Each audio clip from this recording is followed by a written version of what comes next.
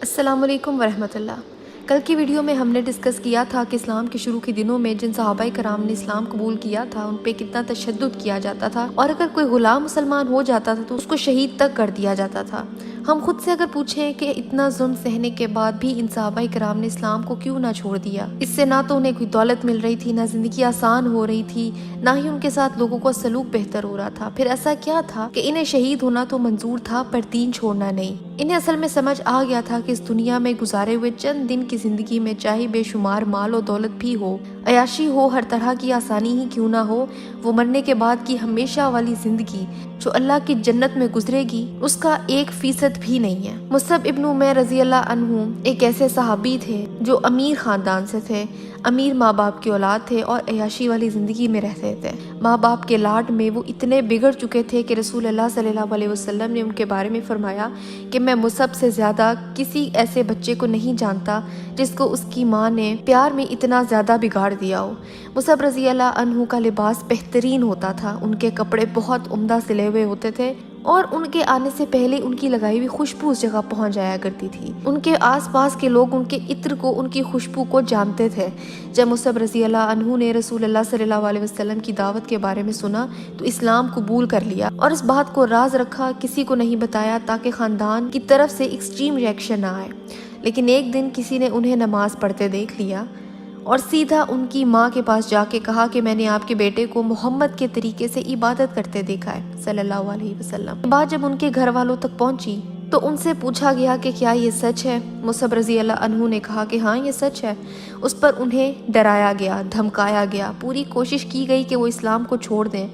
ان کو گھر میں بند کر دیا گیا، ان سے سب کچھ لے لیا گیا، ان کی حالت اتنی بری کر دی گئی کہ ایک وقت ایسا آیا کہ ان کے پاس پہننے کو ٹھیک حالت کے کپڑے تک نہیں تھے۔ ان کی سکن، ان کی جلد جو بہت نازک ہوتی تھی، جس کا وہ خیال رکھا کرتے تھے، اب وہ خراب ہونا شروع ہو گئی تھی، لیکن انہیں پرواہ نہیں تھی۔ وہ اس پر ہی بہت خوش تھے کہ اللہ نے انہیں ہدایت دے دی ہے اور انہیں سیدھا رستہ دکھا دیا گیا ہے۔ مصعب ابن عمیر رضی اللہ عنہ وہ صحابی ہیں جنہوں نے جنگوں میں حصہ لیا تھا۔ انہوں نے غزوہ احد لڑی تھی اور غزوہ احد میں شہید ہو گئے تھے۔ ان کی شہادت کے بعد جب ان کا جسم لایا گیا اور جسم کو ڈھانپنے کی کوشش کی گئی اور جسم کو ڈھانپنے کی کوشش کرنے پر جب وہ چہرہ ڈھانپتے تھے تو پیروں سے کپڑا ہٹ جاتا تھا اور جب پیر ڈھانپتے تھے تو ان کے چہرے سے کپڑا ہٹ جاتا تھا۔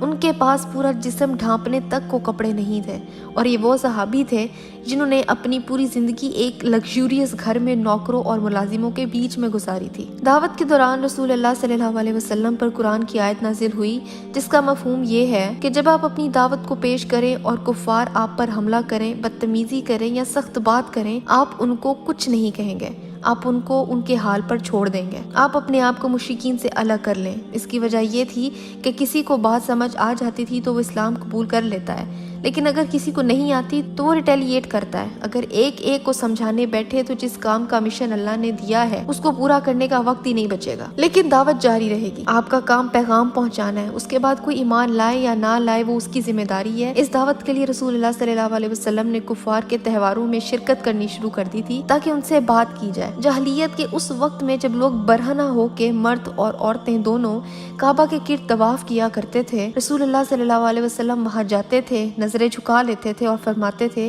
کہ اے لوگو، کہو کہ اللہ کے سوا کوئی عبادت کے لائق نہیں، اسی نے تمہیں پیدا کیا ہے اور اسی کے پاس واپس جانا ہے، صرف اللہ ہی عبادت کے لائق ہے، صرف یہ کہہ دو اور تم سب کامیاب ہو جاؤ گے۔ رسول اللہ صلی اللہ علیہ وسلم قریش کے بتوں کو نہ تو گالی دیتے تھے نہ ہی بری زبان استعمال کرتے تھے، وہ صرف اتنا کہتے تھے کہ بت نہ تمہیں فائدہ دے سکتے ہیں نہ ہی نقصان، اور صرف اتنا ہی سننے پہ قریش کے لوگ رسول اللہ صلی اللہ علیہ وسلم کو قتل کر دینا چاہتے تھے۔ یوں ہی ایک غلام تھی جن کا نام زنیرہ رضی اللہ عنہا تھا، جب انہوں نے اسلام قبول کیا تو ابو جہل اور اس کے ساتھی ان پر ظلم کیا کرتے تھے، انہیں بے دردی سے مارا کرتے تھے۔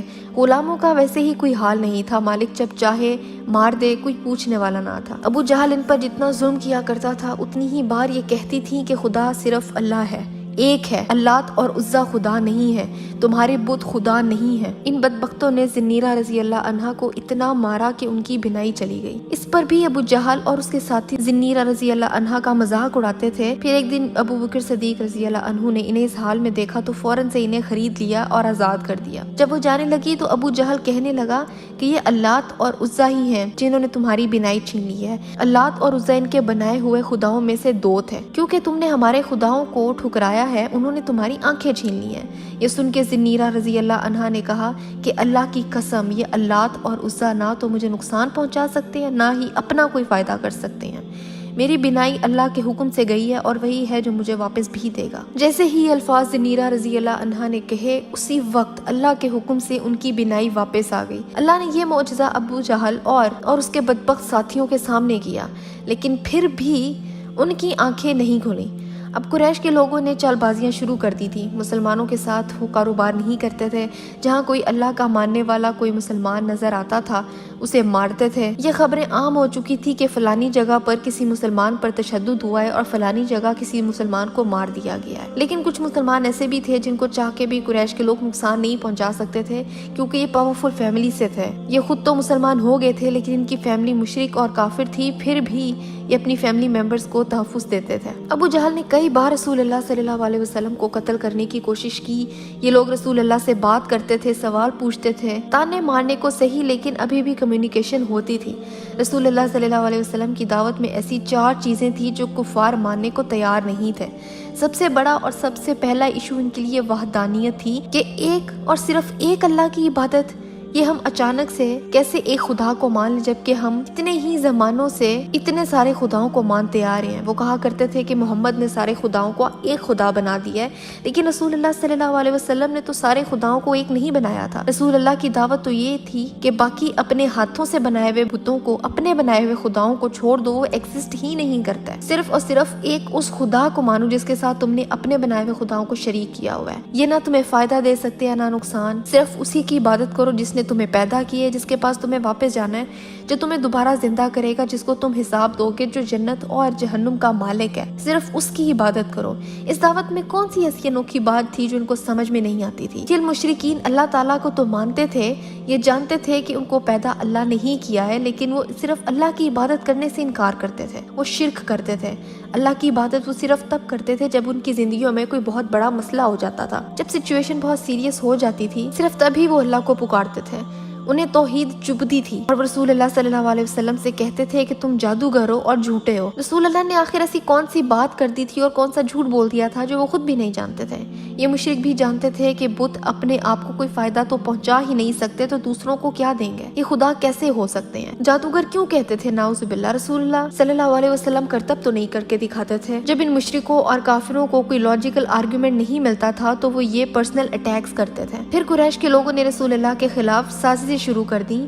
پورے قریش میں جگہ جگہ جا کے یہ باتیں پھیلانا شروع کر دی کہ محمد صلی اللہ علیہ وسلم پوزیسڈ ہیں، یہ پاگل ہو چکے ہیں۔ دور دور سے طبیب آئے، ان کو دیکھا اور کنفرم کیا ہے کہ محمد مجنون ہے۔ نعوذ باللہ، اللہم صلی علی محمد۔ پھر یہ بھی کہتے پھرتے تھے کہ محمد نجومی ہے، یہ مستقبل کی باتیں کرتا ہے، یہ شاعر ہے، شاعری کرتا ہے۔ محمد میں ایک ایسا جن ہے جس نے اس کی حالت ایسی کر دی ہے۔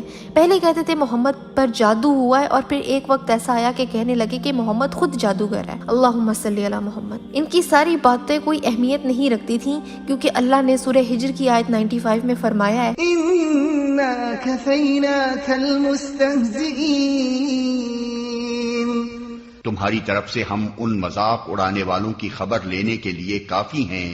اللہ تعالیٰ نے اپنے رسول کی حفاظت خود کی۔ ان کی باتیں، تہمتیں، بہتان، جھوٹے الزام، ان سب کی کوئی اوقات ہی نہیں تھی۔ آج کی تاریخ میں بھی جب رسول اللہ صلی اللہ علیہ وسلم کی کوئی گستاخی کرتا ہے، ان کے خاکے بنائے جاتے ہیں، ان کو غلط ثابت کرنے کے لیے ان کے کردار کشی کی جاتی ہے، ان پہ کتابیں لکھی جاتی ہیں، ان پہ موویز بنائی جاتی ہیں، ان سے آج تک میرے نبی کی شان کو کوئی بھی نقصان تو دور کی بات کوئی ہلا بھی نہیں سکا۔ میرے نبی صلی اللہ علیہ وسلم کا رتبہ اتنا بلند ہے کہ یہ لوگ جو مرضی کر لیں، میرے نبی کو نہ کبھی کوئی نقصان پہنچا پایا تھا نہ پائے گا، بلکہ جب بھی ان بدبختوں نے رسول اللہ صلی اللہ علیہ وسلم کے خلاف کوئی سازش کی، الٹا ان کو ہی نقصان اٹھانا پڑا۔ جب بھی رسول اللہ کے خاکے بنائے گئے تو اتنے ہی لوگوں نے رسول اللہ کے بارے میں پڑھنا شروع کیا اور اتنے ہی لوگ رسول اللہ پر ایمان لیا اور اسلام قبول کر لیا۔ توحید کے بعد جو چیز قریش کو سب سے زیادہ چبھتی تھی، تنگ کرتی تھی، وہ موت کے بعد کی زندگی تھی۔ وہ کہا کرتے تھے کہ کوئی مرنے کے بعد بھلا کیسے زندہ ہو سکتا ہے؟ سورہ یاسین میں اللہ تعالیٰ نے اس سوال کا جواب دیا ہے۔ آیت نمبر 78 میں اللہ نے وہ ہم پر مثالیں چسپاں کرتا ہے اور اپنی پیدائش کو بھول جاتا ہے۔ کہتا ہے کون ان ہڈیوں کو زندہ کرے گا جبکہ یہ بوسیدہ ہو چکی ہوں؟ اس سے کہو انہیں وہی زندہ کرے گا جس نے پہلے انہیں پیدا کیا تھا، اور وہ تخلیق کا ہر کام جانتا ہے۔ یہ ایک اتنا عمدہ جواب ہے کہ جس نے پہلی دفعہ تمہیں پیدا کیا ہے تو کیا اس کے لیے مشکل ہے کہ وہ تمہیں دوبارہ سے پیدا کرے؟ سورہ قیامہ کی آیت نمبر 3 اور 4 میں اللہ نے یہ بھی فرمایا، کیا انسان یہ سمجھ رہا ہے کہ ہم اس کی ہڈیوں کو جمع نہ کر سکیں گے؟ ہم تو اس کی انگلیوں کی پور پور تک ٹھیک بنا دینے پر قادر ہیں۔ مطلب کہ تم یہ سوچتے ہو کہ ہڈیاں کیسے بنیں گی، بلکہ اللہ تعالیٰ تو تمہارے فنگر ٹپس تک، تمہارے فنگر پرنٹس تک دوبارہ سے بنا دینے پر قادر ہے۔ اور ہم یہ جانتے ہیں کہ دنیا کے ہر انسان کے فنگر پرنٹس بالکل مختلف اور یونیک ہوتے ہیں، سبحان اللہ۔ اس کے علاوہ ان کا تیسرا اعتراض رسول اللہ صلی اللہ علیہ وسلم خود تھے۔ وہ کہتے تھے کہ تم کون ہو؟ تم تو یتیم ہو، تمہارے سر پہ تو باپ بھی نہیں ہے، بعد میں تمہاری ماں بھی چلی گئی تھی، تم ہو کون ہے؟ اللہ نے تمہیں ہی کیوں رسول بنا کے بھیجا تھا اور تمہیں ہی کیوں چنا؟ کیوں نہ اللہ نے کسی پاورفل آدمی کو چنا جو کہ یا تو مکہ سے ہوتا یا طائف سے ہوتا؟ تمہیں ہی کیوں چنا جو ہم میں سے کمزور ہو؟ پھر اللہ نے فرمایا کہ اللہ جسے چاہتا ہے چن لیتا ہے۔ لیکن پھر قریش کے لوگ کہتے تھے کہ کسی فرشتے کو کیوں نہ بھیجا گیا رسول بنا کے، جس پہ اللہ تعالیٰ نے سورہ الانعام کی آیت 8 میں فرمایا کہ یہ کہتے ہیں کہ اس نبی پہ کوئی فرشتہ کیوں نہ اتارا گیا، اگر کہیں ہم نے فرشتہ اتار دیا ہوتا تو اب تک کبھی کا فیصلہ ہو چکا ہوتا، پھر انہیں کوئی مہلت نہ دی جاتی۔ مطلب کہ قریش کے لوگ کہتے تھے کہ یہاں تو کوئی فرشتہ ہی نبی بن کے آتا، یا محمد صلی اللہ علیہ وسلم کے ساتھ ہی کوئی فرشتہ آ جاتا جو لوگوں کو بتاتا کہ یہ رسول ہے اور ان کی اطاعت کرو، جس پہ اللہ تعالیٰ نے فرمایا کہ غیب پر ایمان لانے کا جو موقع دیا گیا ہے اس کا شکر ادا کرو، ورنہ اگر فرشتہ نازل کیا گیا تو مہلت نہیں ملے گی اور پھر تمہارا حساب کتاب شروع ہو جائے گا، کیونکہ امتحان غیب کا ہے، ورنہ سامنے دیکھے تو کوئی بھی یقین کر لے گا۔ پچھلی قومیں جب نشانی مانگتی تھی انہیں نشانی دکھائی جاتی تھی، اور اس کے بعد بھی جب وہ نبی کا انکار کرتے تھے تو ان پر عذاب ہی آیا کرتا تھا۔ تو اگر فرشتہ دیکھنے کے بعد بھی لوگوں نے انکار کیا تو پھر اللہ کا عذاب ہی نازل ہونا ہے۔ فرشتوں کا نہ آنا بھی اللہ کا ہم پر احسان ہے اور رحم ہے۔ ان کا یہ بھی سوال تھا کہ آخر یہ کیسا رسول ہے جو عام لوگوں کی طرح کھانا بھی کھاتا ہے اور بازاروں میں پھرتا بھی ہے؟ اگر یہ رسول ہوتا تو اس کے ساتھ کوئی فرشتہ ہوتا جو اس کے کام کرتا، اور اللہ نے ان کا جواب بھی سورہ فرقان کی آیت نمبر 20 میں دے دیا، اور ہم نے تم سے پہلے جتنے رسول بھیجے سب ایسے ہی تھے، کھانا کھاتے اور بازاروں میں چلتے پھرتے تھے۔ مطلب کہ آج سے پہلے جتنے بھی رسول آئے ہیں سب ایسے ہی تھے۔ ان کے علاوہ انہیں جو چوتھا اعتراض تھا وہ قرآن پر تھا۔ وہ کہتے تھے کہ قرآن تھوڑا تھوڑا کر کے کیوں آتا ہے، آیتیں اور صورتیں تھوڑی تھوڑی کیوں آتی ہیں، یہ ایک ہی ساتھ کیوں نہ آگی جیسے موسیٰ علیہ السلام کوہ طور پر گئے تھے اور کتاب لے کر آ گئے تھے؟ جس کے جواب میں اللہ تعالیٰ نے سورہ فرقان کی آیت نمبر 32 میں فرمایا، اور کافر کہتے ہیں کہ قرآن ایک ساتھ کیوں نہ اتارا گیا، اس طرح آہستہ آہستہ اس لیے اتارا گیا تاکہ اس سے تمہارا دل مضبوط ہو۔ مطلب قرآن سچویشن کے حساب سے نازل ہوا، کوئی واقعہ ہوتا تو اس کے اکارڈنگلی وہی آیات نازل ہوتی، اس طرح یوں یاد کرنے میں آسانی بھی ہوتی تھی اور کرنٹ سچویشن میں ڈائریکٹ اللہ تعالیٰ کی طرف سے احکام بھی آ جاتے تھے۔ قرآن کے بارے میں وہ یہ بھی کہا کرتے تھے کہ تو پرانے زمانے کی کہانی ہے جو محمد کو کوئی رات یا دن میں آ کے سکھا جاتا ہے صلی اللہ علیہ وسلم، وہ ان کہانیوں کی پہلے تصدیق کرتا ہے اور پھر لکھ دیتا ہے اور پھر ہمیں سناتا ہے، اللہم صلی علی محمد۔ اس کا جواب اللہ نے سورہ عنکبوت کی آیت 48 میں دیا، اس سے پہلے تم کوئی کتاب نہ پڑھتے تھے نہ ہی اسے اپنے ہاتھ سے لکھ سکتے تھے، ایسا ہوتا تو باطل ضرور شک کرتے۔ رسول اللہ صلی اللہ علیہ وسلم پڑھے لکھے نہیں تھے، تو یہ والا الزام انتہائی کمزور تھا کہ رسول اللہ کہانیاں سن کے ان کو پہلے کہیں سے پڑھ کے ویریفائی کرتے تھے اور پھر لکھ لیتے تھے۔ ہاں اگر رسول اللہ پڑھنا لکھنا جانتے ہوتے تو یہ الزام اتنا کمزور نہیں ہوتا، لیکن یہ بات کہنا کہ یہ کلام کسی انسان کا لکھا ہوا ہے، چاہے وہ رسول اللہ نے ہی لکھا ہے یا کسی اور دانا ذہین عقل مند شخص نے، تو پھر اس پر اللہ تعالیٰ نے ان کو ایک چیلنج دیا، اے محمد تم فرما دو کہ اگر سارے انسان اور سارے جنات مل کے ایک دوسرے کی مدد بھی کریں کہ قرآن جیسی کوئی چیز بنا لائیں تو بھی نہ بنا پائیں گے۔ یہ ایک کھلا چیلنج تھا ان لوگوں کے لیے بھی اور آج تک کے لوگوں کے لیے بھی جس کو لگتا ہے کہ قرآن اللہ رب العزت کا کلام نہیں ہے بلکہ کسی انسان کے الفاظ ہیں، تو خود کچھ ایسا بنا کے لے آئیں۔ قرآن کی ایگزیکٹ کاپی تو دور کی بات ہے، قرآن کے قریب کی بھی کوئی چیز یہ نہیں بنا سکتا۔ یہ چیلنج ان کے لیے بہت مشکل تھا کہ پورے قرآن جیسی کتاب کیسے لے کے آئیں، تو اللہ تعالیٰ نے چیلنج آسان کر دیا۔ سورہ ہود کی آیت نمبر 13 میں اللہ تعالیٰ نے فرمایا کہ یہ کیا کہتے ہیں کہ قرآن محمد نے خود بنایا ہے؟ کہہ دو کہ اگر تم سچے ہو تو ایسی 10 صورتیں کوئی بنا لاؤ اور اللہ کے سوا جو بھی ملے اس کو بلا سکتے ہو۔ اللہ تعالیٰ نے نہ صرف پوری کتاب سے صرف 10 صورتوں کا چیلنج کر دیا بلکہ یہ بھی کہہ دیا کہ اپنے خداؤں کو بھی لے آؤ، اپنے بتوں کو بھی لے آؤ، اللہ کے سوا جس چیز کی عبادت کرتے ہو ان سب کو لے آؤ اور ان سے بھی مشورہ مانگ کے لکھو۔ لیکن ظاہر ہے وہ یہ بھی نہیں کر سکے تو اللہ تعالیٰ نے اور آسانی دے دی۔ سورہ بقرہ کی آیت نمبر 23 میں فرمایا کہ اگر تمہیں شک ہے کہ اس کتاب پر جو ہم نے اپنے بندے پر نازل فرمائی ہے تو اگر تم سچے ہو تو اللہ کے سوا جو بھی تمہاری مدد کر سکتا ہے اس کی مدد سے اس طرح کی ایک صورت بنا لاؤ۔ اب یہ چیلنج پوری کتاب سے کم ہوتا 10 صورتوں پر اور پھر 10 صورتوں سے کم ہو کے ایک صورت پر آ گیا، لیکن ظاہر ہے قریش کے کافروں اور مشرکوں کے لیے یہ بھی نہ ہو سکا تو اللہ تعالیٰ نے مزید آسانی کر دی اور سورہ طور کی آیت نمبر 34 میں فرمایا اگر یہ سچے ہیں تو اس طرح کا کوئی بھی کلام بنا لائیں۔ مطلب پوری کتاب اور پوری سورت تو ہو نہ پا رہی تھی ان سے، پھر بھی یہ ماننے کو تیار نہیں تھے کہ یہ کلام اللہ تعالیٰ کا ہے، تو ٹھیک ہے پھر اس جیسا کچھ ہی بنا لاؤ، اینی تھنگ، اس سے ملتا جلتا کچھ بھی، ایک آیت، ایک دو لفظ، اینی تھنگ۔ کفار کو اب آسان چیلنج ملا تو شروع ہو گئے، کوششیں بہت کی لیکن جو بھی لکھ پاتے اس کی سینس ہی نہیں بنتی تھی، اور پھر ان کا زیادہ دھیان رائمنگ پر ہوتا تھا، مطلب کہ ہر جملے کے آخر کے لفظ ہم آواز ہوں، لیکن قرآن کی ہر آیت میں رائمنگ تو نہیں ہوتی، اور پھر وہ آیات جو اکٹھی ہوں ان میں رائمنگ ہو وہ ایک ہی ٹاپک پر ہوتی ہیں، اور جیسے ہی رائمنگ بدلتی ہے تو ٹاپک بھی بدل جاتا ہے۔ وہ صورتیں جو چھوٹی اور شارپ تھیں وہ مکہ میں نازل ہوئی تھیں۔ یہ اللہ رب العزت کی کتاب ہے، کسی جن و انس کی اتنی اوقات ہی نہیں ہے کہ اس کا مقابلہ تو دور کی بات ہے، کوشش بھی نہیں کر سکتے اس سے ملتی جلتی کوئی چیز لے آئیں۔ رسول اللہ صلی اللہ علیہ وسلم ان چھوٹی صورتوں کو نماز میں پڑھا کرتے تھے۔ ابو جہل اور اس کے ساتھی ایک دوسرے سے چھپ کے رسول اللہ کی تلاوت سنا کرتے تھے، اور جہاں رسول اللہ نے رات کو عبادت کرنی ہوتی تھی یہ وہاں جا کے چھپ جاتے تھے اور سنتے تھے، اور ایک دوسرے کو بھی پتہ نہیں چلنے دیتے تھے کہ وہ یہاں پر موجود ہیں۔ اچھے کلام کا شوق تو قریش کو تھا ہی، لاکھ انکار صحیح پر قرآن کی خوبصورتی اور عمدہ الفاظ کی پاور کا تو کوئی انکار نہیں کر سکتا، مشرک اور کفار ہی صحیح لیکن ان کے کانوں کو بھی اللہ کا کلام ہی بھاتا تھا۔ ایک بار یوں ہوا کہ رات کے اندھیرے میں یہ سب رسول اللہ صلی اللہ علیہ وسلم کی تلاوت سن لینے کے بعد سب چوری چوری واپس جا رہے تھے کہ ایک دوسرے سے ٹکرا گئے اور ایک دوسرے سے پوچھنے لگے کہ تم یہاں کیا کر رہے ہو؟ پھر ایک دوسرے کو بتانا پڑا کہ ہم یہاں قرآن سننے آئے ہیں، لیکن اب کوئی بھی ہمت نہ کرے یہاں دوبارہ آنے کی۔ سب ایک دوسرے سے آج وعدہ کرتے ہیں، سب نے وعدہ کیا کہ آئندہ ہم یہاں پہ آ کے قرآن نہیں سنیں گے، لیکن اگلے دن پھر وہی ہوا کہ سب قرآن سننے پہنچے ہوئے تھے۔ آخر کیوں؟ کیونکہ قرآن میں ایک پل ہے جو کہ سننے والے کو اپنی طرف کھینچتا ہے۔ تیسرے دن بھی یہی ہوا، لیکن اس بار انہیں بڑی بڑی قسمیں کھانی پڑی کہ اب ہم آئندہ سے یہاں نہیں آئیں گے، اور اس کے بعد وہ وہاں دوبارہ نہیں آئے۔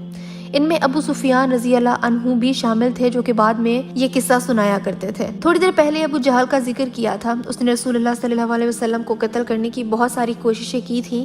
اسلام ہی کے شروع کے دنوں کی بات ہے کہ ابو جہل رسول اللہ صلی اللہ علیہ وسلم کی دعوت سے تنگ آ چکا تھا۔ اس نے قریش کے لیڈرز کو اکٹھا کیا اور کہا کہ ہم اس وقت پاور میں ہیں، ہمارے پاس بت ہیں جن کی لوگ دور دور سے عبادت کرنے کے لیے یہاں پر آتے ہیں، اور محمد کہتا ہے کہ ان کو چھوڑ کے ایک اللہ کی عبادت کرو، اگر ایسا ہونے لگا تو ہمارے ہاتھ سے تو پاور ہی چلی جائے گی، لوگ یہاں تو آنا چھوڑ ہی دیں گے، ہمارا جو سٹیٹس یہاں پر ہے وہ تو چلا جائے گا، اس قصے کو ختم کرنا ہوگا، محمد کو قتل کر کے یہ قصہ ختم کرنا پڑے گا صلی اللہ علیہ وسلم۔ ایک دن جب رسول اللہ نماز پڑھ رہے تھے، ابو جہل ایک بڑا بھاری پتھر لے کر آیا۔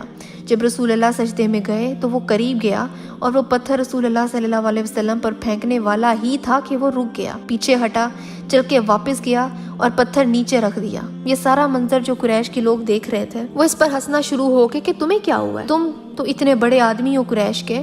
تو ابو جہل نے کہا کہ میں جب پتھر پھینکنے والا تھا تو میں نے ایک بہت بڑا اونٹ دیکھا تھا جو میری طرف چلتا آ رہا تھا، اور وہ اس طرح سے آ رہا تھا جیسے وہ مجھے کھا جائے گا، اس لیے میں نے پتھر واپس رکھا اور پلٹ کے آ گیا۔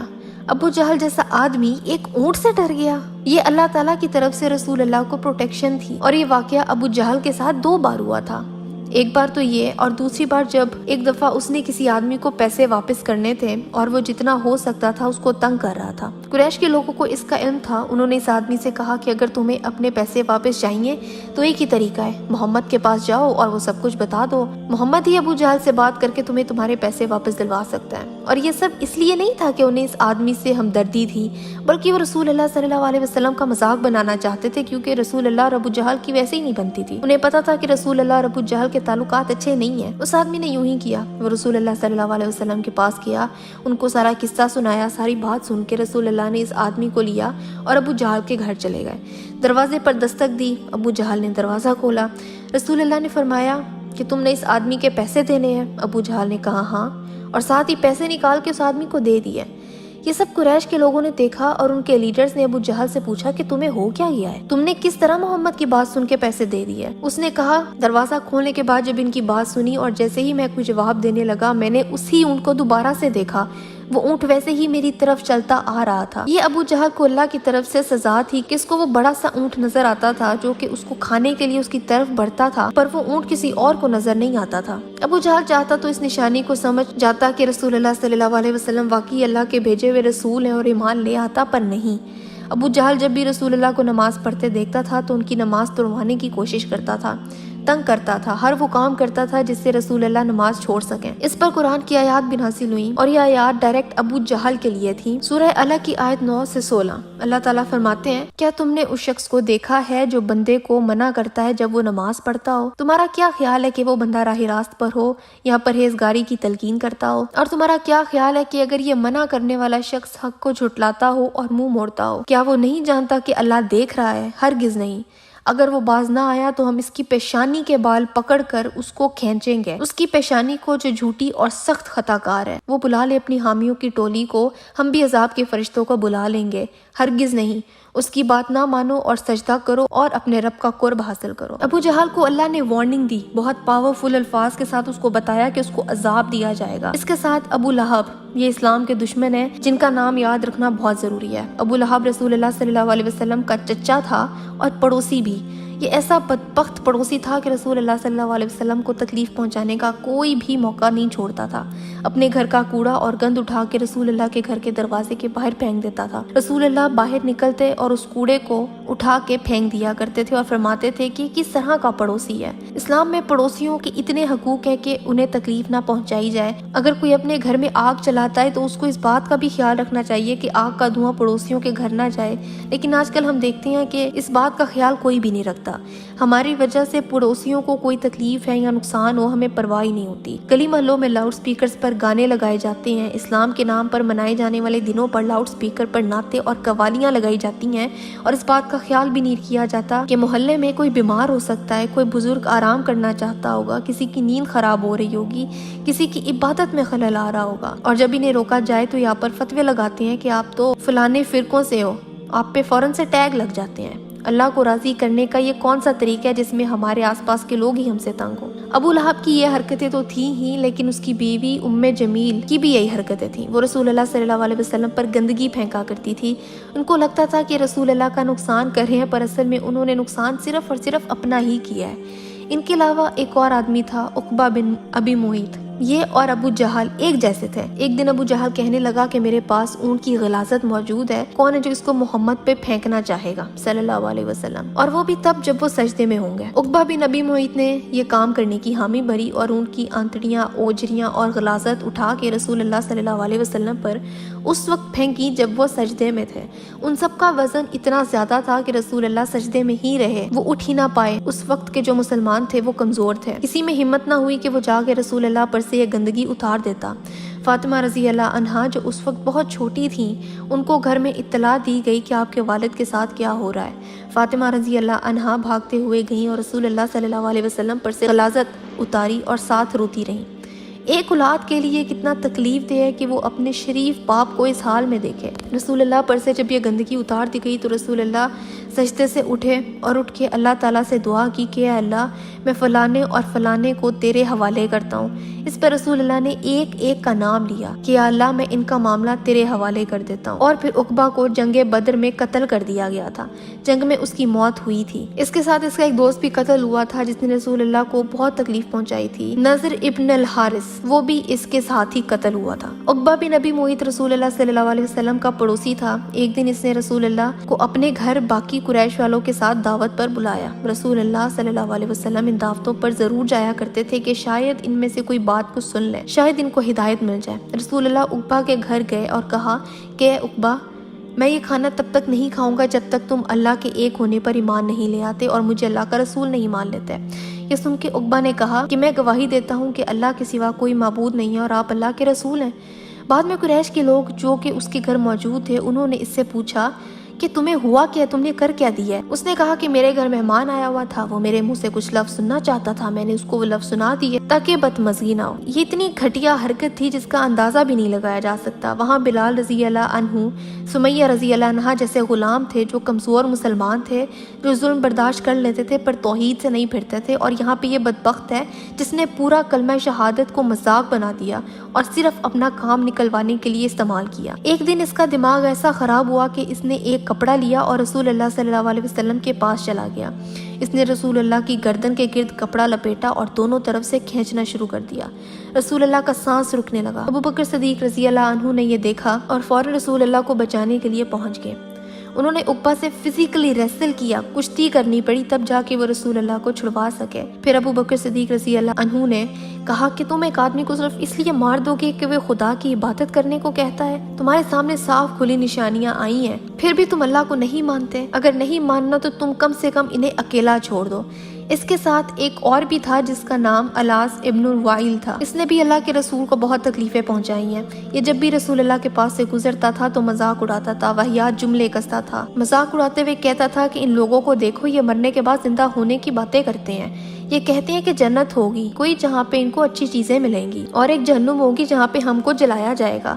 کیسی باتیں کرتے ہیں یہ۔ اس نے اپنی تمام حدود پار کر دی ہوئی تھی۔ یہ مکروز تھا ایک صحابی کا جن کا نام خباب ابن ارت رضی اللہ عنہ تھا۔ جب بھی خباب رضی اللہ عنہ الاس سے پیسے لینے جاتے تھے تو وہ پیسے نہیں دیتا تھا اور ٹال دیا کرتا تھا، کیونکہ وہ جانتا تھا کہ مسلمانوں کی کسی نے سننی تو ہے نہیں، ان کی پوزیشن اتنی ویک ہے کہ ان کے لیے کس نے سٹینڈ لینا ہے آگے۔ ایک دن خباب رضی اللہ عنہ نے کچھ لوگوں کو اکٹھا کیا اور اس کے گھر چلے گئے اور اپنے پیسے واپس مانگے۔ تو اس نے کہا کہ خباب تو وہی ہے نا جو مانتا ہے کہ مرنے کے بعد زندہ کیا جائے گا اور پھر جنت میں اس کو بھیجا جائے گا جہاں پہ بہت ساری اچھی چیزیں ہوں گی۔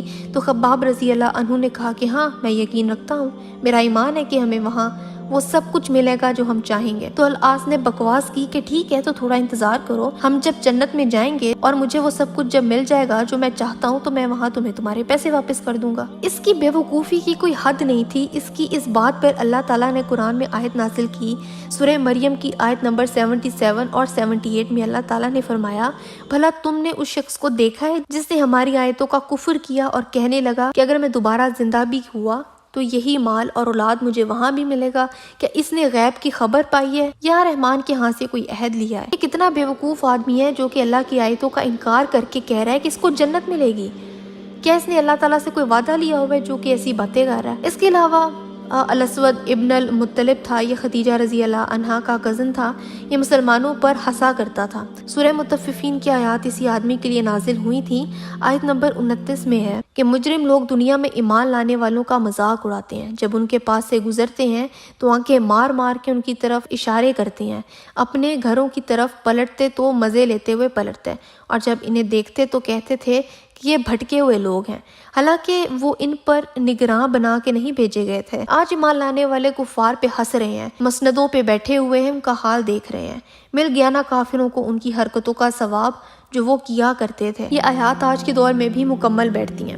اسلام پر چلنے والے کا مذاق بنایا جاتا ہے، اس کو ایکسٹریمسٹ کہا جاتا ہے، اور ایکسٹریمسٹ کہنے والے اپنے گھر والے کلمہ گو مسلمان بھی ہو سکتے ہیں یا کفار بھی ہو سکتے ہیں۔ اللہ ہم سب کی حفاظت کرے۔ اس وقت مسلمانوں کے لیے آیتیں بہت بڑا ریلیف اور موٹیویشن تھی۔ یہ کفار ان پر ہنستے تھے۔ اللہ تعالیٰ نے فرمایا کہ جنت میں بیٹھ کے یہ مسلمان ان کافروں پہ ہنسا کریں گے۔ ان کے علاوہ ایک ولید ابن المغیرہ تھا جو کہ ابو جہل کا چچا تھا۔ مسلمانوں کو اذیت پہنچانے کے لیے یہ بھی آگے آگے ہوا کرتا تھا۔ ایک دن یہ رسول اللہ صلی اللہ علیہ وسلم کے پاس گیا، رسول اللہ سے قرآن سنا، واپس اپنے لوگوں میں آیا اور کہا کہ میں قرآن سن کے آیا ہوں، یہ کلام کسی انسان کا نہیں ہے، کسی جادوگر کا نہیں ہے، کسی شاعر کا نہیں ہے، کسی مجنون کا نہیں ہے، کسی دیوانے کا نہیں ہے، میں بتا رہا ہوں یہ کلام آگے جا کے مشہور ہوگا، یہ کلام بہت پاورفل ہے۔ قریش کے لوگوں نے یہ سنا تو کہا کہ دیکھو اس پر بھی محمد کا اثر ہونے لگا ہے، یہ کیسی باتیں کر رہا ہے۔ ابو جہل نے یہ سنا، اپنے چچا کو گھر لے جا کے رونا شروع کر دیا کہ آپ کیسی باتیں کر رہے ہیں، ہمارے لیڈر ہیں آپ، ہم آپ کو ایڈمائر کرتے ہیں، آپ اس طرح کی باتیں کریں گے تو مشکل ہو جائے گی۔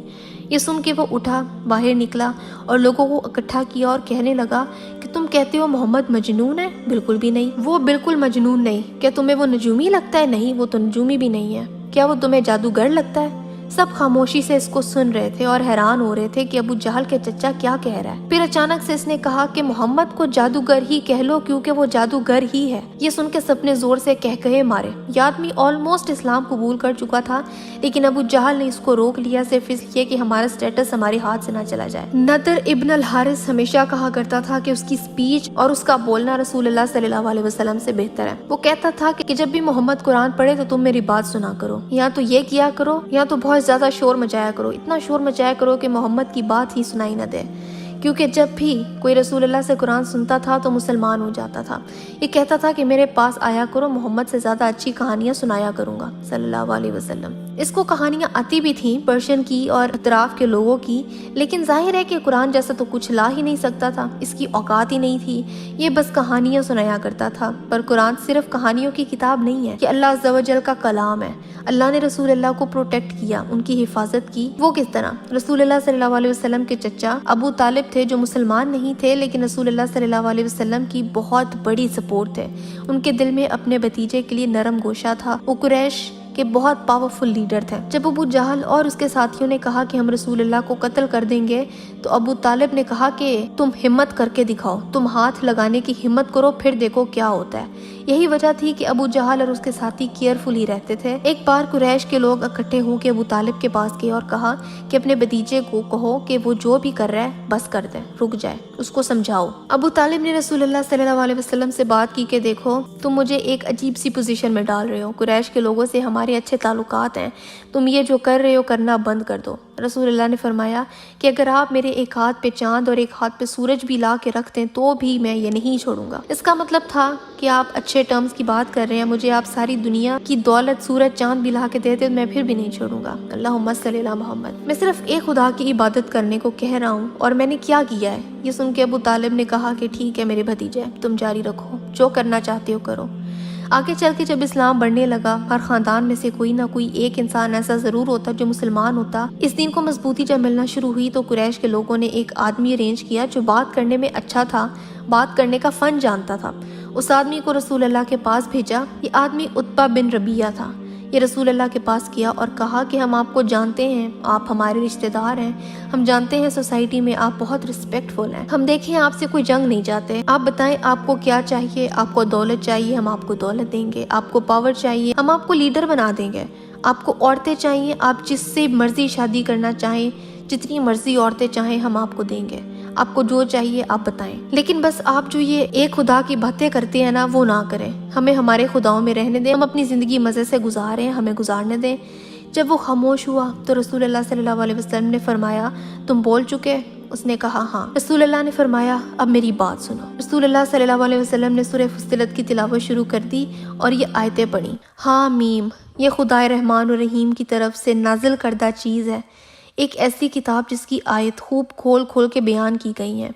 अरबी जुबान का कुरान उन लोगों के लिए जो इल्म रखते हैं, खबरदार, खुशखबरी देने वाला और डराने वाला। उत्बा बिन रबिया बिल्कुल शॉक हो गया। बहुत पावरफुल आयात ही हैं। रसूलुल्लाह तिलावत करते रहे, मगर इन लोगों में से अक्सर से इससे रूह गर्दानी की और वो सुनकर नहीं देते। कहते हैं कि जिस चीज की तरफ तू हमें बुलाता है उसके लिए हमारे दिलों पर गिलाफ चढ़े हुए हैं, हमारे कान बहरे हो गए हैं, हमारे और तेरे दरमियान एक हिजाब हाइल हो गया। तो अपना काम कर, हम अपना काम किए जाएंगे। ए नबी, इनसे कहो कि मैं तो एक बशर हूँ तुम जैसा। मुझे वही के जरिए से बताया जाता है कि तुम्हारा खुदा तो बस एक ही खुदा है, लिहाजा तुम सीधा उसी का रुख इख्तियार करो और उससे माफी चाहो। तबाही है उन मुशरिकों के लिए जो ज़कात नहीं देते और आखिरत के मुनकर हैं। रहे वो लोग जिन्होंने माल लिया और नेक अमाल किए, उनके लिए यकीनन अजर है जिसका सिलसिला टूटने वाला नहीं है। ए नबी, इनसे कहो क्या तुम उस खुदा से कुफर करते हो और दूसरों को उसका हमसर ठहराते हो जिसने ज़मीन को 2 दिनों में बना दिया? वही तो सारे जहां वालों का रब है। उसने ज़मीन को वजूद में लाने के बाद ऊपर से उस पर पहाड़ जमा दिए और उसमें बरकतें रख दी और उसके अंदर सब मांगने वालों के लिए हर एक की तलब व हाजत के मुताबिक ठीक अंदाजे से खुराक का सामान मुहैया कर दिया। ये सब काम 4 दिन में हो गया। फिर वो आसमान की तरफ मुतवज्जा हुआ जो उस वक्त धुआं था। उसने आसमान और ज़मीन से कहा वजूद में आ जाओ, और कहा तुम चाहो या ना चाहो دونوں نے کہا کہ ہم آگے فرما برداروں کی طرح۔ تب اس نے 2 دن کے اندر 7 آسمان بنا دیا اور آسمان میں اس کا قانون وحی کر دیا، اور آسمان دنیا کو ہم نے چراغوں سے آراستہ کر دیا اور اسے خوب محفوظ کر دیا۔ یہ سب کچھ ایک زبردست علیم ہستی کا منصوبہ ہے۔ اب اگر یہ لوگ منہ موڑتے ہیں تو ان سے کہہ دو کہ میں تم کو اسی طرح کی چیز اچانک ٹوٹ پڑنے والے عذاب سے ڈراتا ہوں جیسے عاد اور سمود پر نازل ہوا تھا۔ رسول اللہ نے جب یہ آیت مکمل کی، عتبہ نے اپنا ہاتھ اٹھایا اور رسول اللہ صلی اللہ علیہ وسلم کے منہ پہ رکھ دیا اور کہا کہ خاموش ہو جاؤ، آگے مت بولو، میں سننا نہیں چاہتا۔ عتبہ واپس آ گیا اور لوگوں سے کہا کہ میں بتا رہا ہوں یہ کلام بہت پاورفل ہے، مستقبل میں یہ لوگوں میں پھیلے گا۔ لوگ کہنے لگے کہ یہ تم کیسی باتیں کر رہے ہو، ہم نے تمہیں صرف اس لیے بھیجا تھا کہ تم محمد کو کچھ بھی کر کے یہ سب کرنے سے روکو، تم الٹا ہمیں آ کے یہ سب کہہ رہے ہو۔